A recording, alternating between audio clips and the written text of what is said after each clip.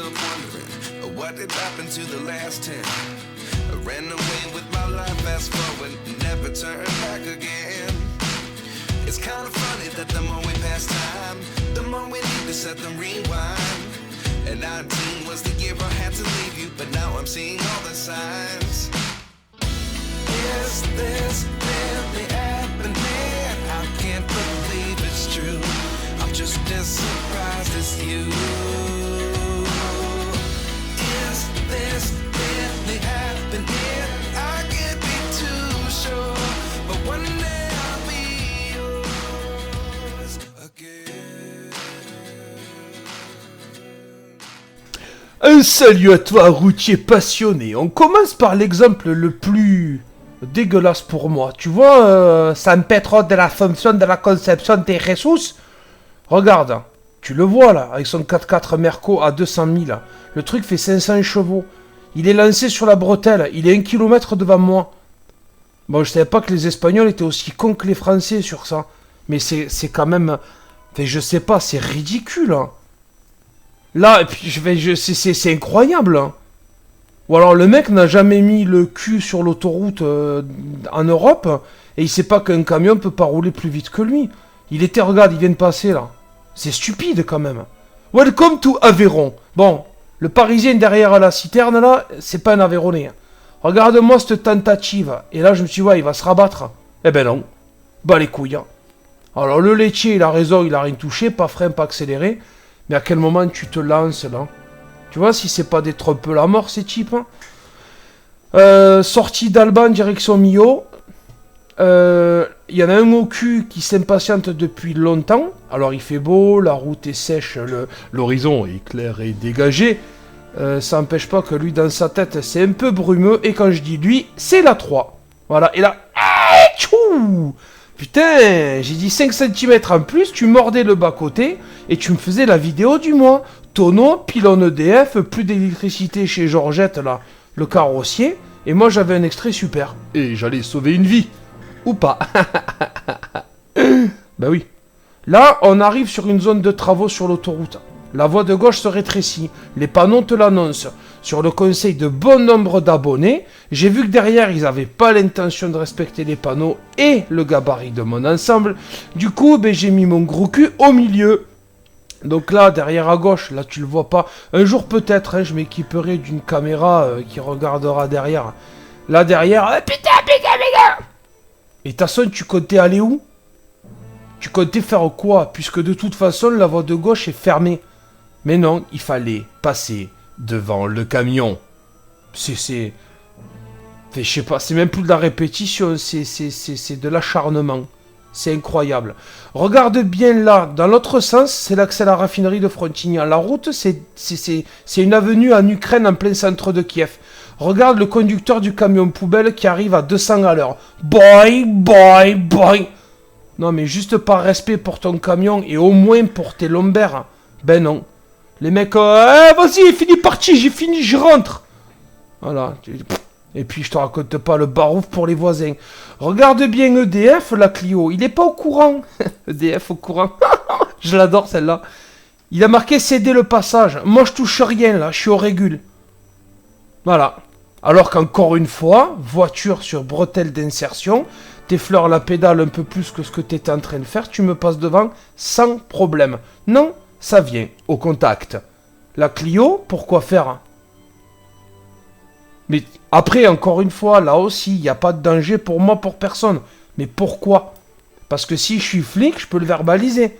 Rabattement trop court, franchissement de la ligne, je sais pas quoi, blablabla. Et là, ligne blanche, il pleut un peu, on est en pleine nuit, il n'y a personne. Mais... Et tu vois, c'est ce sentiment-là que je ressens quand je vois encore ces extraits à froid bien après. Il y a ce sentiment d'impunité totale. Total, les gens font comme ils ont envie. Il n'y a plus de code. Là, rebelote, une Clio. Bon, la SW. Pourquoi tu fais ça? À part, et je suis certain qu'ils n'en ont absolument pas conscience du tout, à part cramer des freins, cramer du pneu et prendre un petit peu plus de risques que si tu avais roulé normalement, je vois pas. Alors, même endroit Gaillac, je déboîte la citerne, Derrière, il y a Gérard en Dacia Docker bleu. Regarde-le. C'est pas un drôle d'animal de rouler sur les zébras? Voilà ce que je viens de te dire. Alors je lui ai pas déboîté sous le nez, hein. Il était derrière la citerne là. Mais c'est fou. Là, on est au pied de la côte de Trèbes. La citerne, c'est un collègue de boulot. Le Rhenus, il est derrière. Le bleu, il est derrière. Moi, j'arrive lancé, personne veut doubler. À bomber. Et là, je comprends que le Rhenus, hein, par cargo. Ben, en fait, il va me déposer. Seulement, ce Mongol, il me laisse voie 3. Bon, tu connais la maison. Comme il dirait Manu, ça m'en touche l'une sans faire bouger l'autre.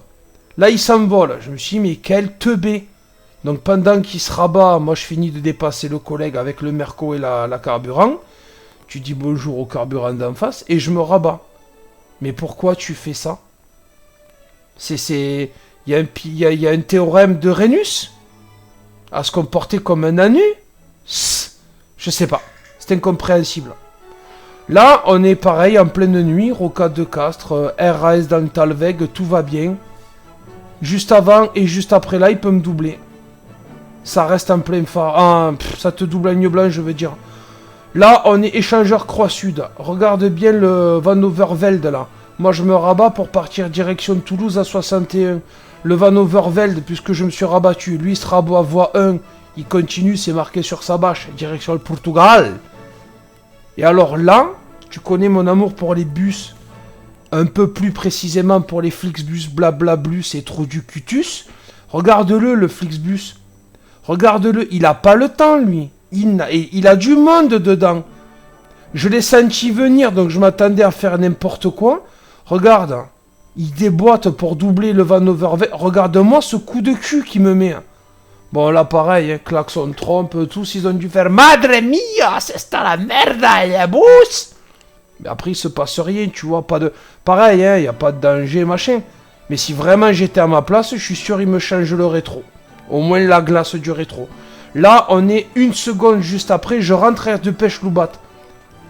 Au loin, je vois une voiture de gendarmerie qui a eu un comportement très bizarre, particulièrement au niveau des airs. Et là, je vois le gendarme qui fait signe, bras en croix, dégage. Alors moi, je lui fais signe, attends, là, il me fait signe, non, tu dégages. Et là, il allait venir me parler côté passager. J'ai fait signe, ben non, viens là. Donc là, je lui demande, bonjour mon capitaine, je voudrais m'arrêter, faire pipi sur ta voiture. Il me dit non, l'air est verrouillé pour stocker un convoi militaire, vous dégagez. Alors je lui dis, écoute, si je me mets là, c'est que j'ai des obligations. J'ai plus d'heure de conduite, je fais quoi en cas de contrôle? Il me dit, ben vous donnez le jour, l'heure, et vous dites que c'était un convoi militaire sur la 9, la 61, ils seront retrouvés. Maintenant, vous dégagez. Chef, oui, chef. Bon, l'histoire te dira que je me suis garé à 4h30 et 14 secondes. Pas trop dégueu quand même, mais bon, c'est chelou.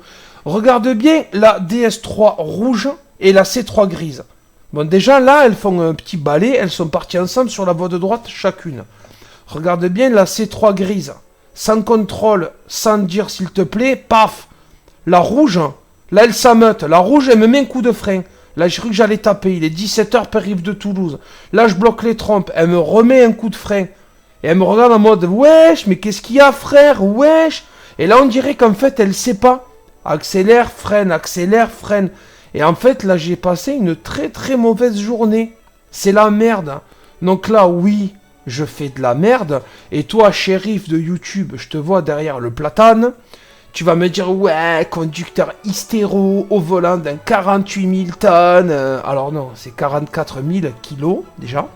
Et il faut bien que, toujours pareil, je trouve un exutoire. Bon, mais là, c'était comme ça. Maintenant, je pense pas qu'elle ait fait pipi à la culotte, parce que, en plus, elle avait l'air en mode, mais attends, qu'est-ce qui se passe, quoi moi, je mange du pissenlit, j'ai fait chier personne. Incompréhensible. Là... on est, je dirais, dans un début de partie de Jumanji. Mais vraiment, regarde, le camion remorque m'a doublé un peu chaud. On double le container. Là, il y a Jean Gérard avec le Kangoo et la remorque plus chargée que le Kangoo, qui double le camion remorque, qui double le container. Arrive le Master, qui veut pousser le Kangoo, qui, au final, n'arrive pas à doubler le camion remorque. Derrière moi, ça commence à s'ameuter, il y avait vachement de monde. Là, le camion remorque finit son dépassement. Le Kangoo se rabat, il va tenter de finir le dépassement du camion remorque. Le Master, qui lui aussi est tracté, n'importe quoi, bip, tracte lui aussi une remorque de merde. Finalement, n'arrive pas trop à dépasser le Kangoo avec la remorque qui a du mal à doubler le camion remorque. Enfin là, on a un combo de débile mental, mais là, c'est impressionnant. Là, tu as le petit frigo qui dit « Ah, moi j'ai des sardines à livrer, là, elles se bougent !»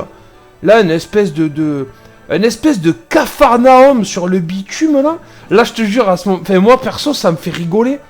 Ça me fait rigoler parce que tu as une accumulation de comportements. Alors, je vais pas te dire débile, je mens. Mais de comportements sensiblement à risque, sans vouloir mettre les gens en danger.